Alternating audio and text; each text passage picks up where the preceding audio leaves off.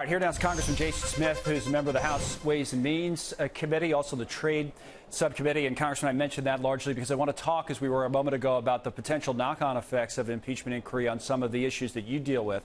But let me first ask you a question or two about the merits. I've seen a handful of Republicans over the last 24 to 48 hours look at either the whistleblower complaint or the memo describing the call and say that they were troubled by it, or part of it was inappropriate, or portions of it were concerning. Is there anything that troubles you or concerns you, or that you think is inappropriate? Anything at all?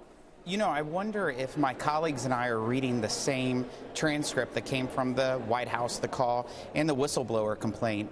I've read both of them, right. And what's troubling is that the Democrats aren't paying attention to the facts, and they're not telling the truth. There's not any elements of any crime whatsoever. It's just bogus allegations. But anything that's inappropriate, because, like, as you know, the impeachment inquiry is a political exercise, right? It doesn't have to necessarily be something that would be criminal or indicted in a court of law. Is for just as an example, right? The president asking for a political favor that might be damaging to his main domestic political opponent just after military aid was discussed on a call. Is that action in and of itself, is that appropriate? That action is not in the script of the call. The whistleblower is trying to make that allegation, but it is not in the transcript of the call. The Democrats are trying to make that allegation. Well, hold on a second. It is in the transcript of the call.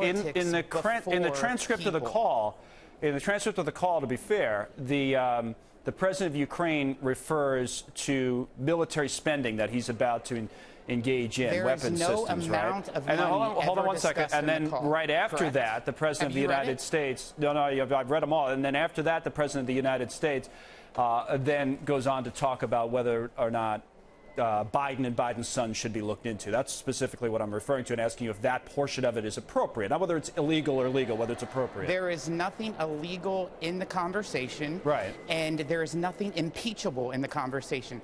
The Democrats have been trying since the day that President Trump was elected to impeach him. You don't impeach someone just because they won an election. You impeach them for high crimes and misdemeanors. Right, so this doesn't reach that threshold. Is that your point?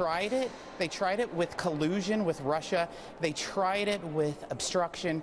They tried it with the Mueller report, spent over $30 million and could find nothing. So they're just now trying to throw something else again. So it doesn't reach a threshold for nothing. You. That's your point. There's no threshold.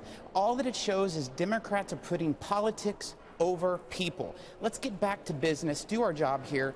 They've made the House of Representatives turn into a chaotic mess. That's the last point I did want to ask you about. As I mentioned at the beginning, you deal with issues that we talk about all the time, trade, just as an example. So is all of this talk, is that going to have an impact, say, on you guys being able to pass something like USMCA? We've had the votes for USMCA for a long time. Republicans and Democrats, however, Nancy Pelosi refused to allow us to have a vote on the floor because she's afraid it might give President Trump a victory. And of course, she's creating more chaos because she's obsessed with the process of trying to force an impeachment on the president. She's not trying to take care of the American people. She's once again putting politics over people. So it may not pass, though, is the point.